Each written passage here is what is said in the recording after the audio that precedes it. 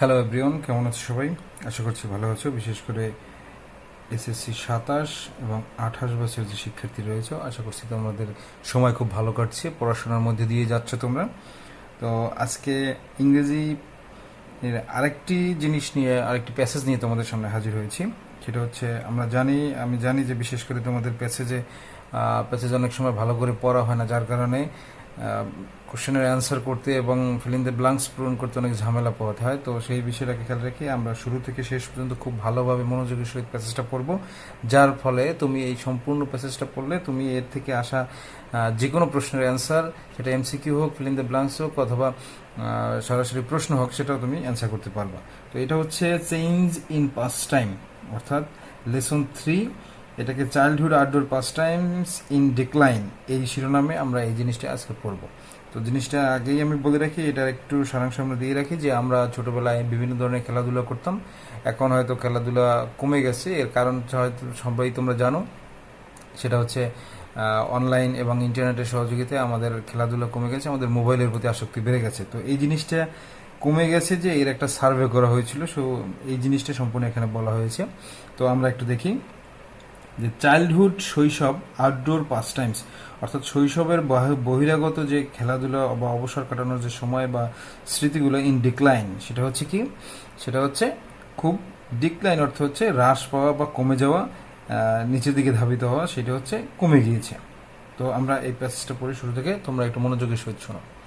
এটা হচ্ছে, traditional childhood pastimes of climbing trees and playing conkers are in decline, অর্থাৎ ঐতিহ্যগত শৈশবের যে সময়গুলো ছিল, অবসর কাটানোর সময়ে যে ছিল, অফ ক্লাইম্বিং ট্রিজ, গাছে ওঠা, প্লেয়িং কনকার্স, বিভিন্ন ধরনের খেলাধুলা করা, আর ইন ডিক্লাইন, এটা হচ্ছে নিচের দিকে নেমে যাচ্ছে, অর্থাৎ আস্তে আস্তে কমে যাচ্ছে।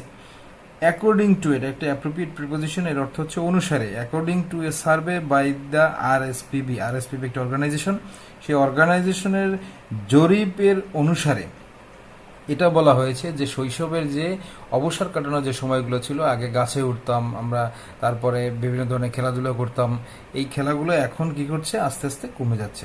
আরএসপিবির ফুল মিনিং হচ্ছে Royal Society for the Protection of birds.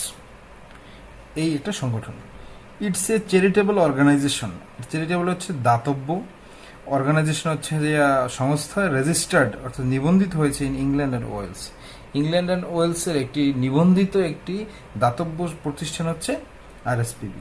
The survey shows that people under 34 recall মানে হচ্ছে রিমেম্বার টাইপের কথা, অর্থাৎ রিকল পুনরায় মনে করা, অর্থাৎ এই জরিপটা এটা দেখিয়েছে যে 34 বছরের নিচের লোকজন রিকল মনে করতে পারে, ফার ফিউয়ার খুবই কম, such childhood outdoor experience than people over 55, অর্থাৎ 55 বছরের যেসব ব্যক্তিরা রয়েছে বা 55 বছর বয়সী যেসব লোকজন রয়েছে, তারা যে পরিমাণ শৈশবের সেই স্মৃতিগুলো মনে করতে পারে, 34 বছরের যারা রয়েছে তারা খুব কম সেই স্মৃতিগুলো মনে করতে পারে, according to a survey by RSPB, আরএসপিবির সার্ভের বা জরিপের অনুসারে। পিপল ওয়ার আস্কড, লোকজনকে জিজ্ঞাসা করা হয়েছিল, which of the 12 childhood outdoor experiences they could remember, অর্থাৎ আপনি একটা যে কোনো একজনকে জিজ্ঞাসা করা হয়েছে যে আপনি এটা বলেন যে আপনি আপনার শৈশবের স্মৃতির ভিতরে 12টি যে বাহ্যিক, অর্থাৎ গৃহে না, ঘরের ভিতরে না, বাহ্যিক যে এক্সপিরিয়েন্স বা অভিজ্ঞতাগুলো, এটা 12টার মতো আপনি বলেন। The answer included making dens, daisy chains, climbing trees, playing conkers and feeding birds, অর্থাৎ অ্যান্সারের ভিতরে অন্তর্ভুক্ত ছিল মেকিং ডেন্স, ঝোপঝাড় তৈরি করা, ডেইজি চেইনস এরকম যে চেইন করে হাঁটা সেগুলো, ক্লাইম্বিং ট্রিজ গাছে ওঠা, প্লেয়িং কঙ্কার্স বিভিন্ন ধরনের খেলাধুলা করা, এবং ফিডিং বার্ডস অর্থাৎ পাখিদেরকে খাওয়ানো। 4 আউট অফ 5 বয়েজ, অর্থাৎ 5 জনের মধ্যে 4 জন বালক ক্লাইম্বড ট্রিজ, তারা গাছে উঠেছে, 5 জনের মধ্যে 4 জন তারা গাছে উঠেছে। And the same number of girls, তারা এবং একই সংখ্যায় বালিকারা মেড ডেইজি চেইন, তারা এই ধরনের চেইন একজনের কাঁধে একজনের হাত দিয়ে চেইন তৈরি করেছে। But the survey showed the numbers declining among the newer generation, এইটা দেখানো হয়েছে বা এইটা সার্ভেতে পাওয়া গেছে, কিন্তু যখন এই জরিপটা যখন নতুন প্রজন্মের সাথে করা হয়েছে বা নতুন প্রজন্মদের নিয়ে করা হয়েছে, নিউয়ার জেনারেশন, তখন দেখা যাচ্ছে যে এটা আস্তে ডিক্লাইনিং, অর্থাৎ ধীরে ধীরে কমে যাচ্ছে।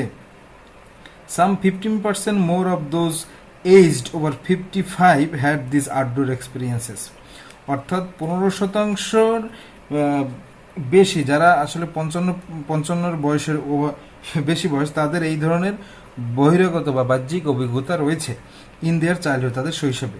Compare thee with those between 15 to 34 years old, অর্থাৎ 15 থেকে 34 বছর বয়সী যেসব বালক রয়েছে তাদের থেকে বেশি পরিমাণে 55 বছর বয়সী যারা রয়েছে তাদের এই ধরনের অভিজ্ঞতা বেশি রয়েছে। Some 92% of public agreed that experiences of nature were still important to children, অর্থাৎ 92% লোক এইটাতে সহমত, অর্থাৎ এগ্রি বা সম্মত হয়েছে যে এক্সপিরিয়েন্সেস অফ নেচার, অর্থাৎ প্রকৃতির সান্নিধ্যে থেকে যে একটা অভিজ্ঞতা অর্জন করা বা দরকার, ওয়ার স্টিল ইম্পর্টেন্ট, এটা খুবই দরকারি টু চিলড্রেন, বিশেষ করে শিশুদের জন্য। অ্যান্ড 82% এগ্রিড দ্যাট, এবং 82% লোক সহমত হয়েছে যে that schools should play a role in providing them to all children, যে এই যে প্রকৃতির সাথে একটা যোগাযোগ স্থাপন করা বা প্রকৃতি থেকে শিশুদের যে এক ধরনের অভিজ্ঞতা নেওয়া, সেই অভিজ্ঞতা নেওয়ার কাজটা করার জন্য একটা খুব গুরুত্বপূর্ণ ভূমিকা পালন করতে পারে কে, ভূমিকা বা দায়িত্ব পালন করতে পারে কি, স্কুলস, অর্থাৎ বিদ্যালয়গুলো। অর্থাৎ এই প্রকৃতির সাথে মানুষের বা শিক্ষার্থীদের, ছোট ছোট বাচ্চাদের যে একটা অভিজ্ঞতা প্রয়োজন, সেই অভিজ্ঞতাটার জন্য সবচেয়ে বেশি ভূমিকা পালন করতে পারে schools. The survey has highlighted the positive impact of contact with nature on a children's education, health, well-being and social skills. অর্থাৎ এই জরিপটা একটা বিষয়ের উপরে বেশি জোর দিয়েছে, সেটা হচ্ছে পজিটিভ ইম্প্যাক্ট, অর্থাৎ ইতিবাচক যে প্রভাব পড়েছে অফ কন্ট্যাক্ট উইথ নেচার, প্রকৃতির সাথে মেশার যে শিক্ষার্থীদের বা ছোট ছোট বাচ্চাদের প্রকৃতির সাথে মেশার যে একটা ইতিবাচক প্রভাব, সেটা পড়েছে কোথায়, তার শিক্ষায়, তার স্বাস্থ্যে, তার সুস্বাস্থ্যে বা ভালোভাবে বেড়ে ওঠা এবং সোশ্যাল স্কিল এবং সামাজিক যে একটা দক্ষতা তৈরি হয় তার ভিতরে এই প্রকৃতির সাথে মিশলে। অ্যাট দ্য সেম টাইম, একই সময়ে there has been a decline in this condition, অর্থাৎ একই সময়ে আমরা একটু দেখতে পাই যে অ্যাট দ্য সেম টাইম, একই সময় দেয়ার হ্যাজ বিন এ ডিক্লাইন, একটা নিম্ন গতির ধারা বয়ে গেছে ইন দিস অপরচুনিটিস, এই ধরনের সুযোগে, উইথ নেগেটিভ কনসিকুয়েন্সেস, অর্থাৎ নেতিবাচক ফলাফলে for children, families and society, A condition now known as nature deficit disorder, অর্থাৎ একটা সমস্যা দাঁড়িয়েছে যেটা হচ্ছে আমরা প্রকৃতির সাথে মিশি না বা করি না, যার একটা নেতিবাচক ফলাফল তৈরি হয়েছে, সেটা হচ্ছে শিশুদের মধ্যে, পরিবারের মধ্যে এবং সমাজের মধ্যে একটি পরিস্থিতি, যেটাকে আমরা এরকমভাবে বলতে পারি, যেটা হচ্ছে প্রকৃতির অভাব গঠিত ডিজঅর্ডার, যেটাকে বলে নেচার ডেফিসিট ডিজঅর্ডার। ডেফিসিট মানে হচ্ছে অভাব। Mike Clarke, chief executive of the RSPB, Mike Clarke এই চিফ এক্সিকিউটিভ অর্থাৎ প্রধান নির্বাহী কর্মকর্তা, উইল মিট পার্লামেন্ট মেম্বার্স, সে পার্লামেন্ট মেম্বার্সের সংসদ সদস্যদের সাথে দেখা করবে, টু আর্জ, সে তাড়না, আর্জ অর্থ তাড়না দেওয়া বা খুব জোরাজুরি করা বা তাদেরকে প্ররোচিত করা, দ্য গভর্নমেন্ট, সরকারকে, টু জয়েন আদার অর্গানাইজেশন, অন্যান্য যে সংস্থা রয়েছে তাদের সাথে যোগ দিয়ে, in providing children with first hand experiences of the natural environment, অর্থাৎ তাদেরকে শিক্ষার ছোট ছোট বাচ্চাদেরকে একটা প্রাকৃতিক পরিবেশের একটা অভিজ্ঞতা দেওয়া যায় কিনা, সেই জন্য সরকারকে সে আর্জ করবে অথবা বেশি পরিমাণে জোরাজুরি করবে। উই বিলিভ দিস, আমরা এটা বিশ্বাস করি, guidance should include the many positive impacts, guidance অর্থ হচ্ছে যে অভিভাবকত্ব, শুড ইনক্লুড অর্থ হচ্ছে এটার ভিতরে অন্তর্ভুক্ত থাকা উচিত, দ্য মেনি পজিটিভ ইম্প্যাক্টস, অনেক ইতিবাচক প্রভাব, টু চিলড্রেন, শিশুদের প্রতি, of having contact with nature, যাতে তারা প্রকৃতির সাথে মেশে, and learning outside the classroom, এবং শ্রেণীকক্ষের বাইরে থেকে শেখে, এই জিনিসটা যেন তাদের ভিতরে আসে। তো এই হচ্ছে মূলত প্যাসেজের শুরু থেকে শেষ পর্যন্ত আমি যে পড়লাম, এখান থেকে আমরা একটা জিনিস খুব ভালোভাবে বুঝলাম যে আসলে আমরা আমাদের যে সময় ছিল সেই সময় আমরা যে শৈশবের যে স্মৃতি মনে পড়ে, দেখা যায় যে অনেকে আমরা মার্বেল খেলেছি, অনেকে আমরা গাছে চড়েছি, অনেকে আমরা লাফালাফি করেছি পুকুরে, বিভিন্ন ধরনের পাস টাইমস আমাদের আছে, স্মৃতি আছে। কিন্তু এই জিনিসগুলো বর্তমান সময়ের শিশুদের মধ্যে হয় না, যার কারণে তাদের একটা ঘাটতি থেকে যায়, যে প্রকৃতির সাথে মেশার যে একটা ঘাটতি, সেই ঘাটতিটা থেকে যায়, যেই ঘাটতির কারণে তাদের একটা মানে স্বাভাবিকভাবে বেড়ে ওঠার একটা সমস্যা তৈরি হয়। এই জন্য সবচেয়ে বড় যে একটা ভূমিকা পালন করতে পারে সে পারে স্কুলে প্রকৃতির সাথে মেশার একটা তৈরি করে দিতে পারে, এবং পাশাপাশি অন্যান্য যে চ্যারিটেবল অর্গানাইজেশন রয়েছে, যে দাতব্য যে সংস্থাগুলো রয়েছে যেগুলো বিনা স্বার্থে কাজ করে, সেই দাতব্য সংস্থাগুলো বা চ্যারিটেবল অর্গানাইজেশনগুলো সরকারের সাথে মিলেমিশে অন্যান্য ভাবে, যে কোনোভাবে একটা নেচারের সাথে প্রকৃতির একটা অভিজ্ঞতা যাতে শিশুরা পায়, সেই ব্যাপারটা নিয়ে চেষ্টা করা হচ্ছে। তো এই হচ্ছে মূলত আজকের প্যাসেজের মূল বিষয়বস্তু। এই প্যাসেজটা খুবই ইম্পর্টেন্ট একটি প্যাসেজ, এটা মূল প্যাসেজ হিসেবে আসতে পারে, সিন প্যাসেজ 1 হিসেবে। তো আমরা এই প্যাসেজটাকে খুব ভালোভাবে পড়বা। এই প্যাসেজ যদি আসে প্রথমে, তাহলে তোমাদের প্রশ্ন থাকতে পারে, তারপরে এমসিকিউ থাকতে পারে। তো এই জিনিসগুলো যাতে ভালোভাবে পারো, অর্থগুলো ভালোভাবে ক্যাপচার করবা।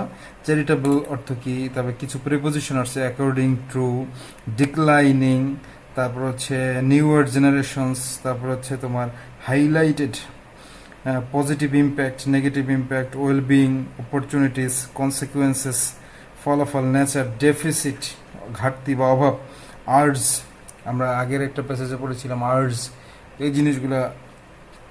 তো আমি আশা করবো তোমাদের সবার ভিডিওটা ভালো লাগছে। তো পরবর্তীতে আরও একটা ভিডিও নিয়ে তোমাদের সামনে হাজির হবো। ততক্ষণ পর্যন্ত ভালো থাকো এবং সুস্থ থাকো, চ্যানেলের সাথেই থাকো। ধন্যবাদ সবাইকে।